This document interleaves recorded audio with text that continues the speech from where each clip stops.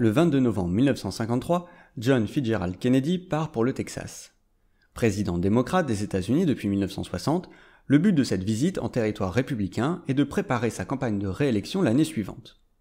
Malgré le risque d'accueil plutôt froid, les équipes de la Maison-Blanche ont tout de même prévu un bain de foule et un défilé en décapotable dans le centre-ville, qui doit en particulier passer par le Dealey Plaza, une grande place de Dallas dans laquelle une foule dense s'est pressée pour apercevoir le cortège présidentiel. C'est en plein milieu de la place, à 12h30 précisément, que plusieurs coups de feu retentissent. Un premier tir semble toucher Kennedy au cou ou au thorax. Le président s'affaisse légèrement sur le siège arrière de la voiture, avant l'horreur quelques instants plus tard à peine. Un second tir l'atteint en pleine tête. La blessure est terrifiante, une partie du crâne vole en éclats, la voiture et Jackie Kennedy, sa femme, sont éclaboussés de sang et de matière cérébrale. Cette scène épouvantable est capturée par la caméra d'Abraham Zapruder et deviendra ce qu'on peut probablement considérer comme le film amateur le plus connu de l'histoire. Immédiatement, la panique s'empare de la foule et de l'ensemble des agents de sécurité du président. Alors que Jackie Kennedy semble se précipiter sur le coffre de la décapotable, pour fuir ou pour ramasser en vain les fragments cérébraux de son mari, la voiture accélère brusquement et prend la direction de l'hôpital le plus proche. 22 novembre 1963. Au Parkland Hospital, sur l'heure du déjeuner, deux jeunes neurochirurgiens, Robert Grossman et Kem Clark, se reposent dans le laboratoire attenant de leur service. Ils discutent bien évidemment de l'actualité du jour, la venue du président à Dallas et la controverse autour de son accueil dans ce fief républicain. Soudain, le téléphone sonne. Grossman répond et une voix d'homme lui annonce que Kennedy a été abattu en plein centre-ville. Le cortège est en route pour Parkland, les deux médecins sont attendus au service des urgences le plus vite possible. Les deux médecins croient à une blague. Mais rapidement, ils s'élancent dans les couloirs de l'hôpital, accélèrent le pas et se mettent à courir à la vue du cortège présidentiel au détour d'un couloir. Lorsqu'ils arrivent aux urgences, Kennedy y est déjà installé sur un brancard, entouré de blouses blanches. Parmi les médecins sur place, personne n'a déjà pris en charge de blessures aussi sévères. Plusieurs agents de sécurité, ainsi que Jackie Kennedy, attendent fébrilement dans un coin de la pièce. C'est l'interne de chirurgie de garde, James Carrico, qui a le premier pris en charge Kennedy. Il est 12h43. Le jeune médecin constate un état clinique absolument critique. S'il perçoit bien un battement cardiaque, il n'existe pas de pression artérielle, et la respiration est lente, agonique. Mais ce qui le frappe, c'est évidemment ces terribles blessures au crâne dont s'échappe de la matière cérébrale déchiquetée. Kennedy a perdu énormément de sang. Il n'y a pas une seconde à perdre. Immédiatement, les infirmières posent une perfusion et transfusent le patient. La première balle, qui a traversé Kennedy au niveau de la base du cou, a transpercé la trachée et la gorge est remplie de sang. Carrico réalise immédiatement une trachéostomie au niveau du point de sortie de la balle en agrandissant la plaie de la trachée pour intuber Kennedy. C'est à ce moment-là que Clark et Grossman, les deux neurochirurgiens, pénètrent dans la pièce. Ils commencent à examiner le patient et bien évidemment en premier lieu la blessure au crâne. La balle semble avoir arraché sur son passage une grande partie de l'hémisphère droit du cerveau et fait littéralement exploser une large partie du crâne en ressortant. Il n'existe pas de saignement actif au travers de la blessure. Grossman rapporte, dans un article sorti près de 40 ans plus tard, qu'il savait qu'il se trouvait alors face à une blessure mortelle. Kennedy allait peut-être vivre quelques heures, quelques jours tout au plus, mais fatalement, il allait mourir. Cela ne fait que quelques minutes que Kennedy est pris en charge lorsqu'il est victime d'un arrêt cardiaque. Immédiatement, tous les soins s'interrompent. Le plus urgent, c'est de faire repartir ce cœur. Les médecins commencent un massage cardiaque, mais après 15 minutes d'effort, il est vite évident qu'il ne repartira pas. À 13h, devant Jackie Kennedy présente pendant toute la prise en charge, le Dr Clark ordonne l'arrêt des soins et déclare le 35e président des États-Unis mort. Commence alors une querelle entre le FBI et les médecins sur place.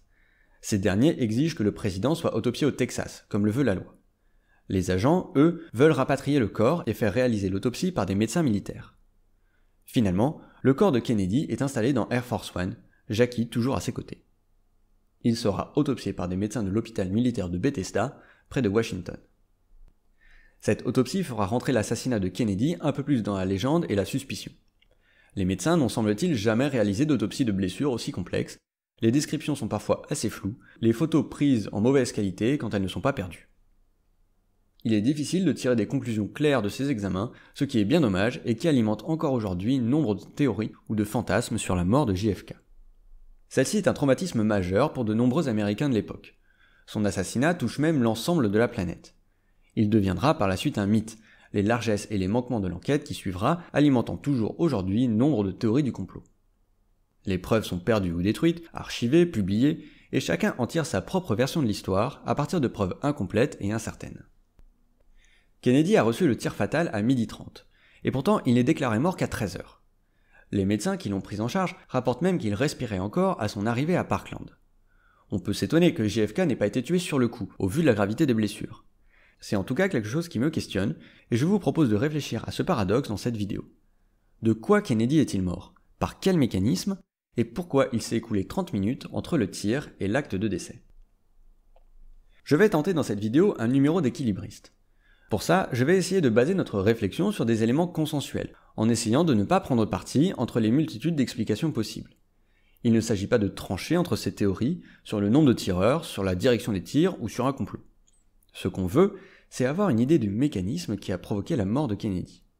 Un tir à la tête ne me suffit pas, je veux savoir précisément ce qui l'a tué. Mes recherches sur le sujet n'ont pas été simples.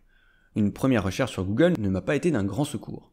Dès que j'écris « cause de la mort de JFK », j'ai invariablement ou presque les mêmes articles qui débattent sans fin sur l'origine des tirs et le nombre de tireurs.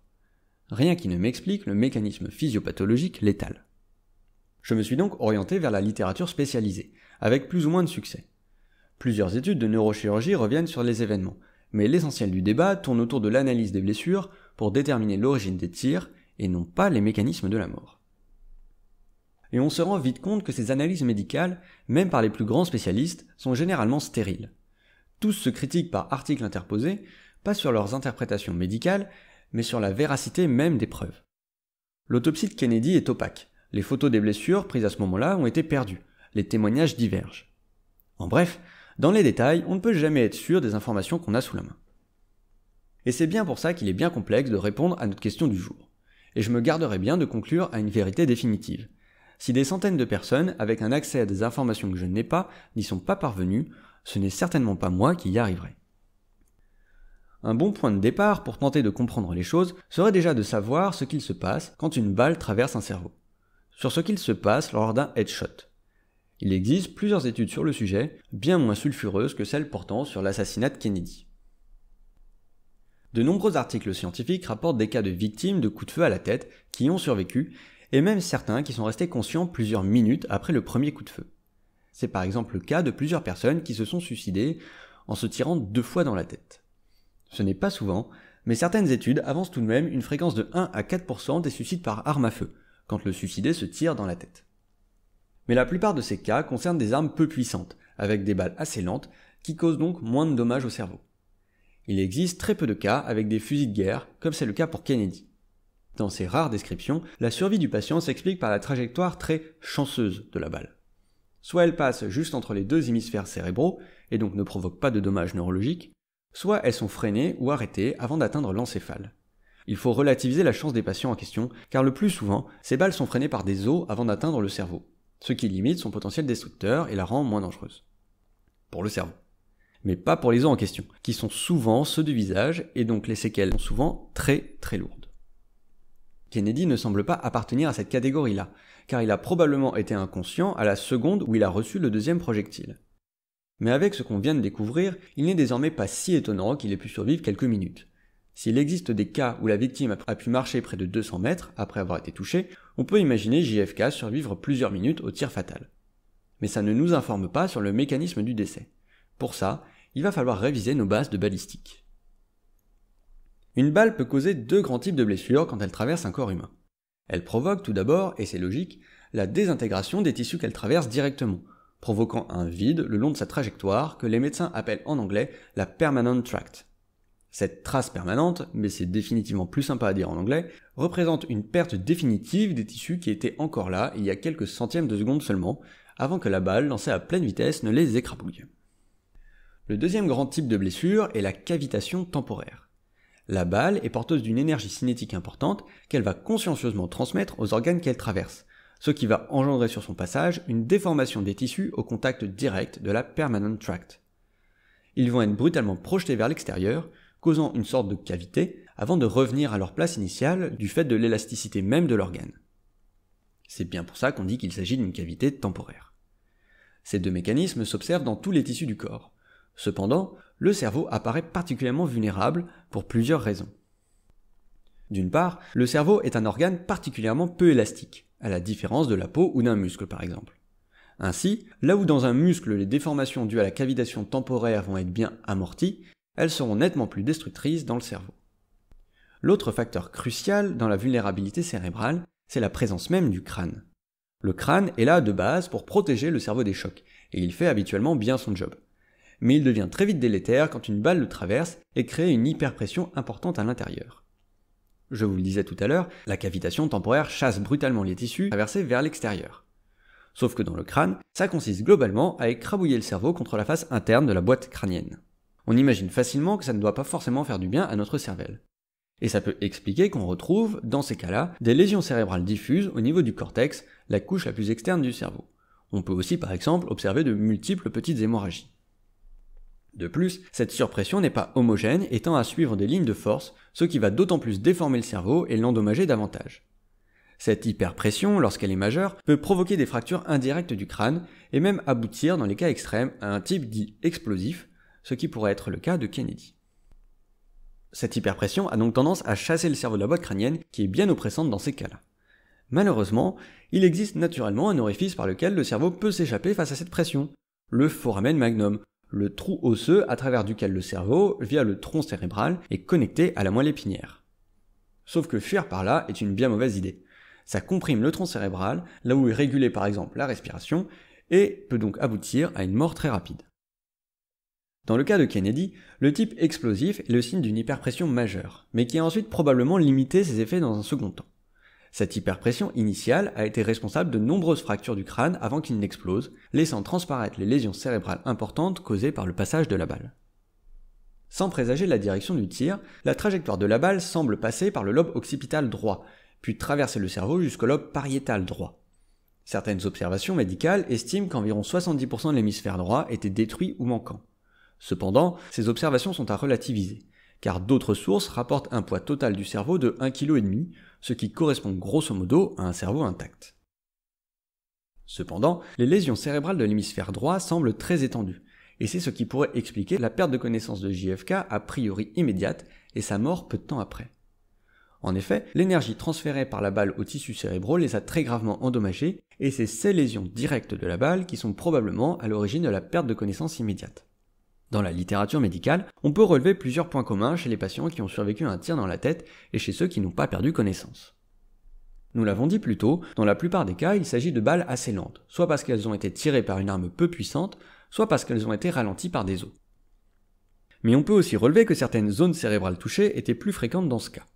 Assez souvent, le tir traversait le lobe frontal ou préfrontal, situé à l'avant de notre cerveau. Au contraire, chez les patients sans perte de connaissance, des structures cérébrales comme le tronc cérébral ou le diencéphale ne sont jamais touchées. Et c'est tout à fait cohérent, car le tronc cérébral et le diencéphale sont des éléments vitaux de notre cerveau. Une atteinte du tronc cérébral provoque le plus souvent une mort immédiate ou rapide. Le diencéphale est une région profonde du cerveau, qui regroupe notamment le thalamus, un centre d'aiguillage cérébral majeur. Il est impliqué dans les mécanismes de conscience et de vigilance, et en particulier dans la transition sommeil-éveil. Ainsi, une lésion du thalamus peut plonger son propriétaire dans le coma. Dans le cas de Kennedy, le rapport d'autopsie et plusieurs avis médicaux rapportent que les lésions du lobe pariétal droit s'étendaient jusqu'au thalamus, signant une destruction massive atteignant les parties les plus vitales du cerveau.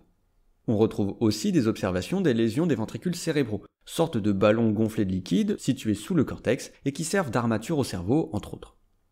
Leur lésion par balle représente un facteur de très mauvais pronostic. Enfin, l'hémisphère gauche dans son ensemble a été très abîmé par le tir mortel, possiblement du fait de l'hyperpression cérébrale. Dans le rapport d'autopsie, le médecin a aussi noté une lacération du pédoncule cérébral gauche, autrement dit, une destruction d'une partie du tronc cérébral qui pourrait bien avoir été fatale. Cet élément est à rapprocher de l'examen clinique du docteur Carrico à l'arrivée de Kennedy à Parkland. Il avait en effet noté une asymétrie des pupilles, ainsi qu'un axe du regard divergent entre les deux yeux. Ce signe clinique peut être retrouvé lors des atteintes très graves du tronc cérébral et il est souvent un signe de mauvais pronostic. Cependant, d'autres avis médicaux pensent que la lésion du pédoncule cérébral gauche aurait été faite post-mortem lors de l'autopsie de Kennedy, lorsque les médecins légistes ont retiré le cerveau de la boîte crânienne pour l'examiner plus en détail. On ne peut donc pas être certain des lésions cérébrales ni de leur origine, mais il semble que leur sévérité et leur étendue soient compatibles avec une perte de conscience immédiate et un décès rapide. Mais on peut aussi imaginer une autre cause. L'une de mes premières hypothèses quand j'ai commencé à me pencher sur le sujet concernait les saignements importants attendus après une telle blessure. De plus, la première balle ayant traversé le cou et endommagé la trachée, on peut imaginer qu'elle ait touché une carotide par exemple, l'une des plus grosses artères du corps. Certains médecins présents à Parkland estiment les pertes sanguines à près d'1,5 litre au sein des urgences de l'hôpital. On peut donc imaginer qu'il en a perdu encore plus sur le trajet, à savoir qu'on a environ 5 à 6 litres de sang dans l'organisme. Cependant, cette estimation est sujette à controverse, et de manière générale, on est assez mauvais quand il s'agit d'estimer à vue de nez le saignement de quelqu'un. On peut difficilement s'appuyer dessus. La première balle ne semble pas avoir touché de structure vitale, et en particulier pas de gros vaisseaux sanguins. Par contre, il apparaît assez intuitif d'avancer un saignement très important par la blessure à la tête. Cependant, là encore, les données que nous avons à disposition sont contradictoires. Il est rapporté à certains moments des saignements importants, et à d'autres que le cortex était, je cite, d'aspect très blanc et sans saignement actif. On ne peut donc pas tirer de conclusion là-dessus, si ce n'est qu'un saignement important est probable, qu'il n'a pas aidé à l'état général du président, et qui n'est probablement pas à l'origine de la perte de connaissance immédiate. En effet, même avec un saignement important, il faut plusieurs minutes ou plusieurs secondes pour que la perte sanguine soit suffisante pour entraîner une perte de conscience. Alors, comment conclure cette vidéo et notre réflexion ? Tout d'abord, par un constat d'échec et une position humble par rapport à la question posée. Fondamentalement, on ne sait pas de quoi Kennedy est mort, car on n'a pas accès à des éléments sûrs pour baser notre raisonnement. On peut supposer que les lésions cérébrales ainsi que les saignements importants sont à l'origine de la mort de Kennedy. On ne saura probablement jamais les raisons exactes, et ce n'est pas si grave. Dans cette réflexion que nous avons eue, dans notre cheminement, nous avons appris plein de choses, et c'est bien là l'essentiel. Merci d'avoir regardé cette vidéo jusqu'à son terme, j'espère qu'elle vous a plu et que l'absence de conclusion ne vous a pas déçu. Parfois, il vaut mieux conclure sur son ignorance que de statuer sur de l'incertitude. Vous retrouverez toutes les sources en description, ainsi que les articles de blog pour aller plus loin. Abonnez-vous et suivez-moi sur Facebook pour avoir accès aux derniers contenus. À bientôt.